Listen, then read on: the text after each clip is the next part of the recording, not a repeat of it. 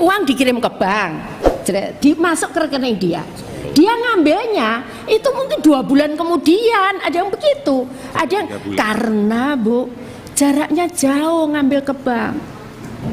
Tapi kalau saya serahkan semua ke PT Pos, saya nggak punya duit. Alhamdulillah kita mulai 2021, 2020, 2021, 2022 kita WTP. Itu yang terjadi adalah saat itu di undang-undang itu DTKS itu hanya dirubah setahun 2 kali.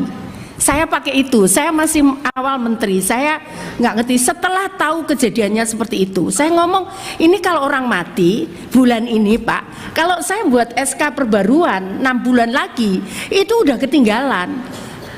Tapi memang ada Pak, makanya kita kasih solusi yang tadi Bu Esti sampaikan. Kalau itu meninggal, maka daerah bisa ngajukan penggantian pengurus. Jadi misalkan suaminya meninggal, maka yang diajukan istrinya, karena justru meninggal dia masih malah miskin kan Pak. Kenapa kemudian dihentikan? Itu yang kita sudah buat edaran ke daerah untuk penggantian pengurus begitu. Karena di undang-undang fakir miskin 13 2011 itu disampaikan bahwa usulan itu memang dari daerah. Nah, karena itu tadi untuk menyambung jawaban Pak Ridho, itu kami membuat program namanya Usul Sangga. Kenapa? Karena kalau kami gantungkan di sana, kami tidak tahu apa usulan masyarakat yang baru. Tapi memang saya lewatkan dengan daerah, kecuali kita nemu kasus atau bencana. Itu perkecualian yang saya rapatkan dan disepakati oleh semua APH. Jadi kalau ada bencana, maka itu berat diusulkan ke kami data. Kami nggak mungkin Pak kalau nggak lewat DTKS, karena kami akan ditemukan dan itu diklaim seperti itu. Nah, dan kenapa? Itu kenapa? Karena data masing-masing data itu punya. Kalau Bapak nemukan itu masih bagus Pak. Kami nemukan Pak, dia memang bekerja Pak. Tiba-tiba namanya dipakai izin jadi direktur perusahaan Pak. Apa namanya? Nomini. AHU. Nah, Sebagai nomini. ternyata setelah kita cek dia cleaning service Pak. Tapi kami nggak bisa. Itulah kemudian kalau Bapak tahu berapa bulan yang lalu sampai saya minta bantuan ke KPK karena saya harus solusinya bagaimana ini gitu. Seperti itu Pak. Jadi kami harus setiap kami terima data baru dari daerah, kami harus cek dengan data Kumham tentang AHU, izin AHU, izin perusahaan itu. Harus cek dengan data AS ke BKN, kepegawaian ASN. Harus ada cek data dengan BPJS tenaga kerja itu. Nah, kemarin sampai saya ngomong begini, apa sebaiknya itu dipisah saja kakaknya. Tapi memang yang punya inisiatif harus pengurus Bu. Jadi misalkan saya punya anak, saya miskin, anak saya UMK, karena di undang-undangnya menyatakan demikian Bu. Nah, kalau di luar negeri, kalau dia sudah dewasa bekerja, dia keluar dari kakak. Nah, ini yang harus dia ikuti dengan keluar kakak ini. Tapi kalau jadi kakak, saya ditemukan Bu. Satu bulan aja, sekarang dia belum ASN. Dia tiba-tiba jadi pegawai kelurahan. Ketemu Bu 1 bulan. Jadi makanya DTKS itu saya rasakan tiap bulan. Dulu undang-undangnya 6 bulan Bu. Karena kalau 6 bulan udah terlambat semua Bu. Banyak sekali temuannya. Sana aja banyak Bu. 1 bulan aja banyak. Jadi deviasi. Sekarang saya tanda tangan SK. Nanti 1 jam ada yang meninggal Pak.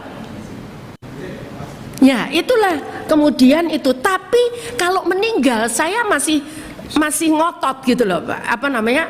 Kenapa lu? Kan nggak mungkin dia meninggal kemudian tiba-tiba menjadi kaya. Kan nggak mungkin. Itu saya masih berdebat tuh. Tapi kalau yang namanya kemudian menjadi ASN itu saya kembalikan ke daerah untuk dicek. Masalah lagi kemarin kita diskusi. Kenapa ya Pemda itu lama sekali? Ada baru jawab 4 bulan. ASN-nya itu bukan di Pemda Pak. ASN-nya itu mungkin di kejaksaan, BUMN. Jadi bukan di ASN Pemda, Bu. Bukan di ASN Pemda, di Kementerian Pendidikan kan ada guru kayak gitu-gitu kan. Jadi memang ini data yang kita lagi diskusi kemarin, ini kenapa Pemda lama ya? Kan kita kirim untuk cek, daerah kita kirim untuk cek, mereka lama sekali. Ada yang baru kemarin jawabnya itu, padahal kita sudah mulai serahkan data itu September. Nah itu permasalahannya, daerah pun itu bukan di mereka ASN-nya. Jadi ada di kelembagaan apa namanya yang vertikal itu loh, Bu. Seperti itu Pak. Jadi ini saya jawab itu supaya, tapi insya Allah itu clear Pak, sudah kami jawab dan kami jelaskan. Itu yang temuan BPK itu. Nah, yang berikutnya soal ini Bu, soal realisasi.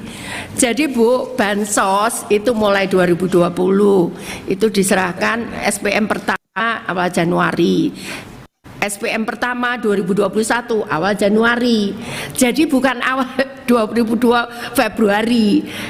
2023 Februari. 2024 Januari. 26 Januari. Jadi Bu, kalau dia, mohon maaf, yang saya bantu itu orang kalau sehari bahkan dia kadang minjamkan kartunya digadekan loh Bu, untuk makan. Karena kalau pegawai itu hitungannya 1 bulan begini, kalau mereka itu 15 hari sudah habis nih duit. Nah kalau saya terlambat, mereka makan apa? Saya nggak mau, tapi yang perlu saya jelaskan Bu, program perlindungan sosial pemerintah itu ada 497 triliun. Di Kemensos itu tahun ini 2024 78 triliun. Sisanya ya saya nggak ngurusi Bu sisanya. Kenapa ya, saya ngurusi ini aja mumet gitu kan Pak. Ini komplain sini begitu. Tapi yang jelas Pak, kami nggak memberikan itu di luar ini. Kami di luar DTKS dan di luar program kami. Dari mana kami dapat uang? Orang ini saja ngitung itu harus nunggu temuan BPK bahwa kami utang, nanti baru kami bisa minta nanti ke Kementerian Keuangan ya. Kenapa? Tadi realisasi Bu Esti menyampaikan, saya salur misalkan bulan Desember, November. Makanya saya sampaikan, kenapa saya sampaikan salur dan transaksi?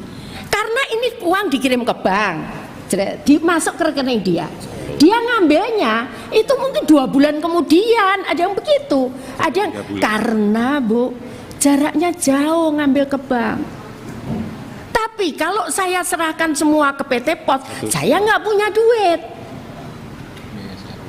Jadi kayak Aceh besar itu Bu, dia nggak ada bank itu. Dia kalau itu butuh 500.000, padahal nerimanya bansos 300.000. Jadi kenapa dia simpan, kadang ambil 3 bulan sekali itu begitu. Nah kalau saya bantu semua pakai PT Pos, kami nggak punya anggaran Bu. Seperti itu. Jadi bukan kami karena transaksinya. Makanya saya selalu penjelasan kami ada salur, kami nyalurkan, tapi ada transaksi. Dan boleh dicek, tolong tayangkan itu, boleh dicek. Salur kami lebih besar dibandingkan transaksi. Salur kami lebih besar daripada transaksi. Kita lihat, yang presentasi tadi, yang presentasi. Jadi kenapa kemarin kita diskusi ini Bu? Kenapa ini kecil? Padahal kita nyalurkan. Ya mereka, ya mungkin dia nggak bisa ngambil, atau dia sakit, atau apa di bank dia nggak bisa ngambil.